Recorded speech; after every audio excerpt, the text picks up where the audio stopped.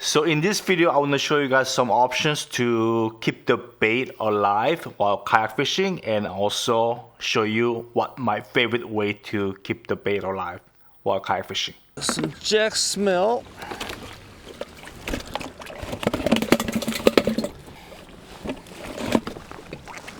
So this croaker is not lively anymore after it got struck by the rockfish. I'm gonna grab me a jack smell from my bait shark bait bucket.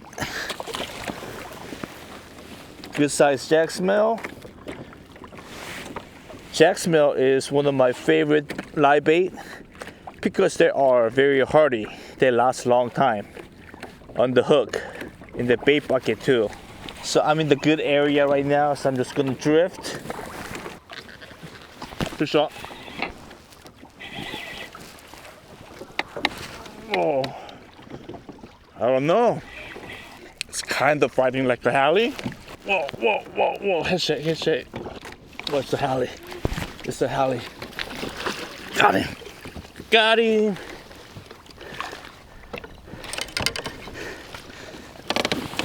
Got him, boys.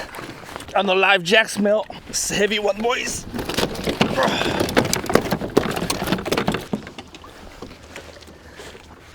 We got a 37-incher. Hey guys, thanks for tuning to Moom Outdoors. Let's talk about live bait fishing while on a kayak. Let's talk about how to keep the bait alive while you are on the kayak.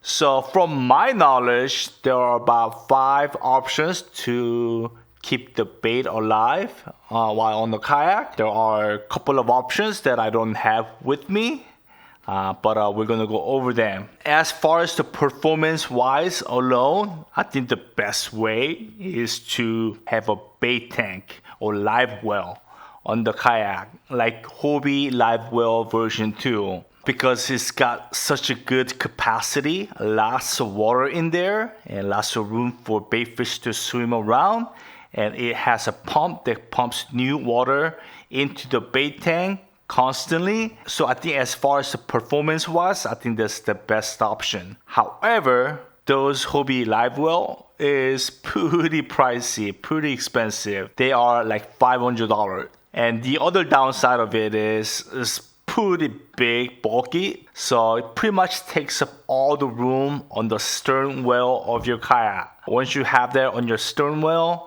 you're not going to have room for your fish or your other gear unless you have a super wide big kayak like Hobie PA14. So I never went that route. You can build your own by using the cooler or dog food container, which my buddy did, and you could probably save at least like $300. And same problem, takes up a lot of space on your stern well. So the very first bait bucket I got was this guy right here.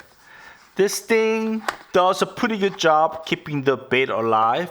However, I never liked using this. It's just pain in the butt. It's just annoying because even though it does pretty good job keeping the bait alive, this thing causes so much drag. This thing is like having a drift chute. So what I have to do is I can't really troll around with this thing on the side of the kayak. So I'll have to pull it out of the water and troll for 5-10 minutes and dip it in the water, get some fresh water in there and pull it out again and troll for another 5-10 minutes and repeat that process all day long.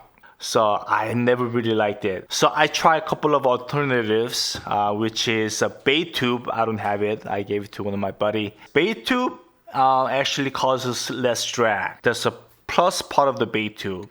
But the huge downside of the bait tube is once you pull it out of the water, you lose all the water.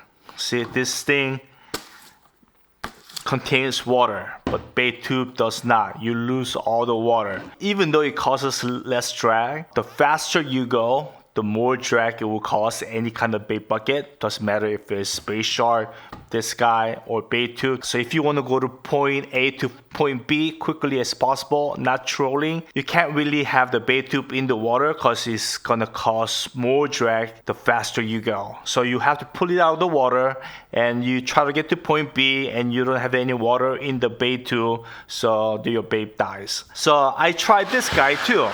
So this is basically a square or rectangular bucket. You put your aerator in there, you stick your aerator in there. This works okay. It does okay job keeping the bait alive. However, the biggest downside of this is since you're not adding new water in there, once one bait dies in the bucket, it releases the chemical and every bait dies shortly following after. The other downside is the temperature gets pretty warm in here just running the aerator. You still have to pull new water in there every so often. So this didn't really work out for me. So the bottom line is I never really enjoyed fishing with live bait until I got my Stealth. So the Stealth has integrated bait well, built-in bait well, which self-circulates.